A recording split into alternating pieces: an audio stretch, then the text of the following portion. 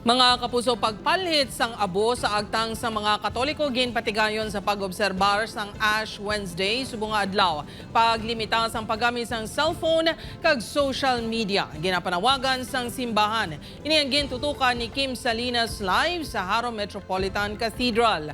Kim?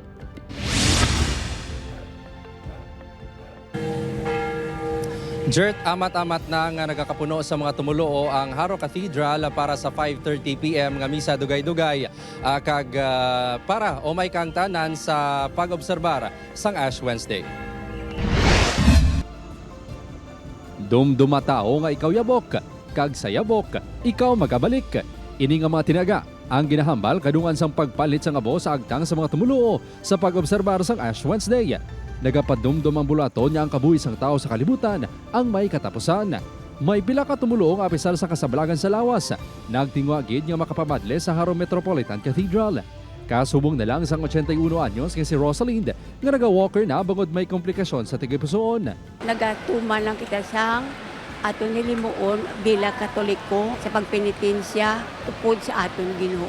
Ginatagan man sang tion sang first-year college student ngayon nga makapamadle sa tion sang ila vacant period. Kang last week paga lang taon sa schedule.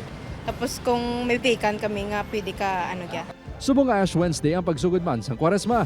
Gani ginapahanumdom sang simbahan ang pagbuwasa kag pag-abstinensya subong nga Miyerkules di Madles kag ang tag sa Biyernes sa sunod sang 40 ka adlaw. Bot silingon, buhina na kadamuon sa pagkaon kag paglikaw sa pagkaon sa karne.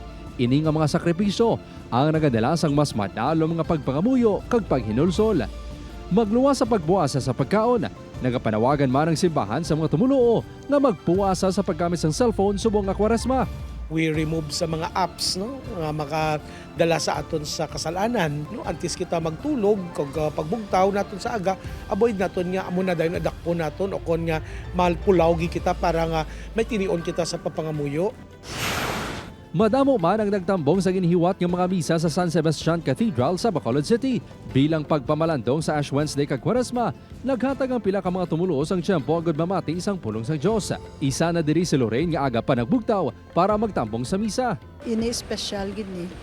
Kay diri kita gadumdum kita sa pagsaulog sang aton nga pagkilala sa pag naghalin kita sa dust, magabalik kita sa dust. Tradisyon na sa pamilya ni Ivan nga umpisa ng Kwaresma na dumdumo ng mga nanging sakripisyo sang Ginoo.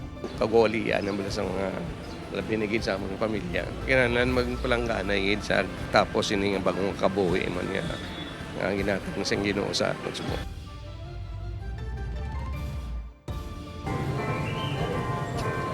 Jert, nagalaom ang simbahan nga ang abo sa agtang ang hindi lang kuntani mangin external nga butang kundi magatulod sa tagsa katumuluo sa matudtod nga konbersyon kag pagpadalong pagid sang relasyon sa Ginoo.